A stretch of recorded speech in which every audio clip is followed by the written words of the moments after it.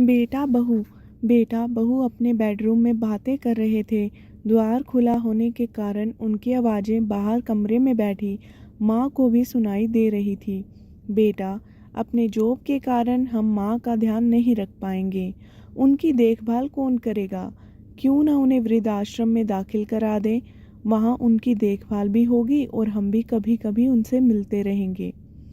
बेटे की बात पर बहू ने जो कहा उसे सुनकर माँ की आंखों में आंसू आ गए।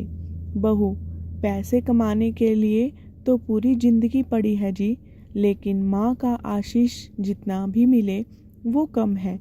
उनके लिए पैसों से ज़्यादा हमारा संग साथ जरूरी है।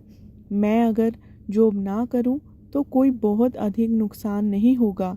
मैं माँ के साथ रहूंगी, घर पर ट्यूशन पढ़ाऊंगी। इससे माँ की देखभाल भी कर पाऊंगी। याद करो, तुम्हारे बचपन में ही तुम्हारे पिता नहीं रहे और घरेलू काम धाम करके तुम्हारी माँ ने तुम्हारा पालन पोषण किया है, तुम्हें पढ़ाया लिखाया है, काबिल बनाया। तब उन्होंने कभी भी पड़ोसन के पास आपको नहीं छोड़ा, कारण तुम्हारी देखभाल, क्योंकि कोई दूसरा अच्छी तरह नहीं करेगा। और तुम आज ऐसा बोल रहे हो। तुम कुछ भी कहो, लेकिन माँ हमारे पास ही रहेगी हमेशा, अंत तक। बहू की उपरोक्त बातें सुन माँ रोने लगती है और रोती हुई ही पूजा घर में पहुँचती है। ईश्वर के सामने खड़े होकर माँ उनका आभार मानती है और उनसे कहती है, भगवान, तुमने मुझे बेटी नहीं दी।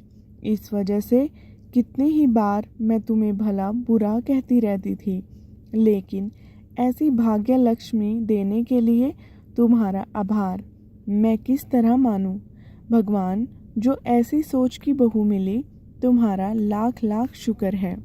तो आपको आज की ये कहानी कैसी लगी? कमेंट करके शेयर ज़रूर करना, और आपके आसपास अगर ऐसा कोई इंसिडेंट हुआ है तो वो भी शेयर करें। चैनल को लाइक सब्सक्राइब करना मत भूलें। Thank you.